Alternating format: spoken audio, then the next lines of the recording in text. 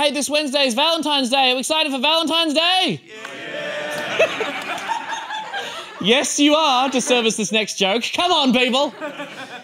You're excited about Valentine's Day because you're not Barnaby Joyce, I believe. That's how it works. This Valentine's Day, Barnaby will just be sending out cards that read, "Sorry to hear you're my Valentine." Barnaby, poor Barnaby, he's had a rough day.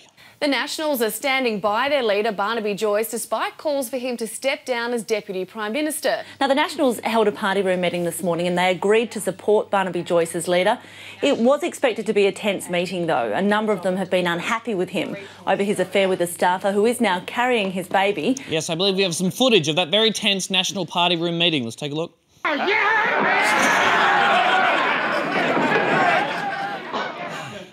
Because they're from the country. The party's standing by Barnaby as leader for now, but he's copping plenty of heat from the public. Sky News spoke to one woman on the street in Queensland who was not impressed. He had a wife and 4 kids stashed away at home and he shacks up with a Sheila? No.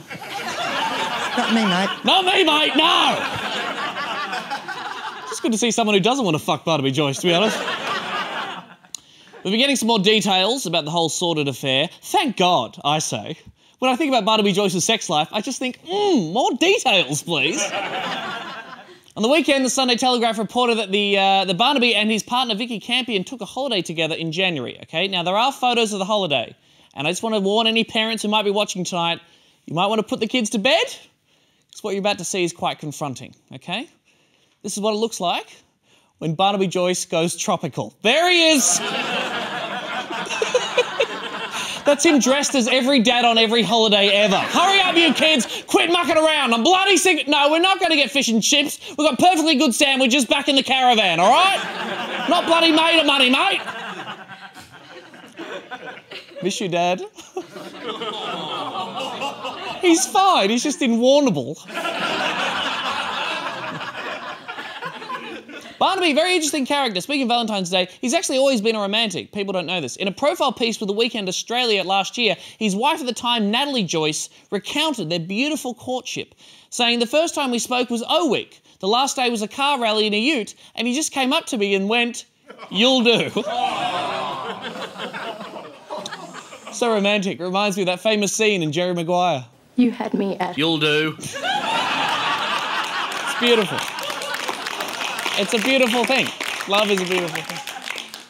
Now I've also got questions about whether there was anything improper about Vikki Campion's subsequent employment by various Nationals MPs. Yesterday it was reported that the PM's office allegedly stepped in to ensure she was removed from Barnaby's office, but the PM's office is also saying that Barnaby hasn't breached any code of conduct rules because Vikki Campion wasn't his partner at the time of the staff appointments.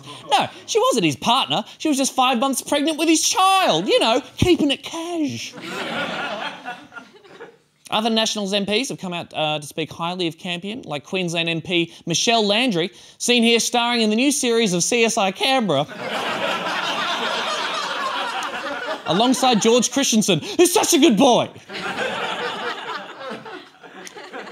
On Sunday, Landry told the media, "My office has worked quite closely with Vikki. She did a lot for the Nationals, getting us more hands-on with the Facebook and the Twitter."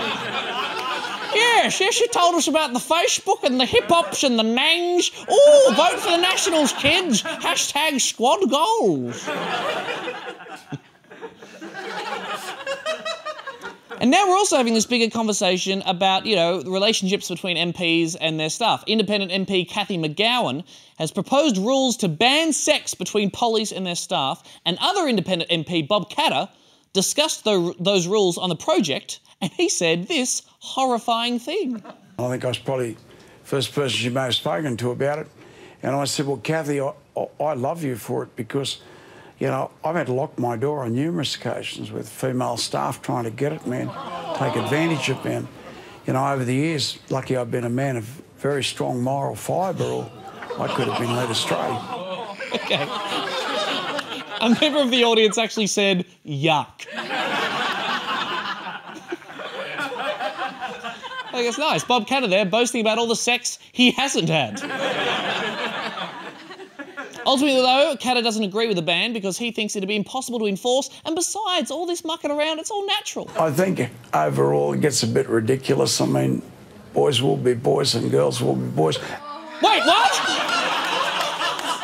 Boys will be boys and girls will be boys? Who's going to be the girls? I agree, Bob. Gender is just a construct. Man, you're right, Bob Katter. We should fund safe schools. Good on you, buddy.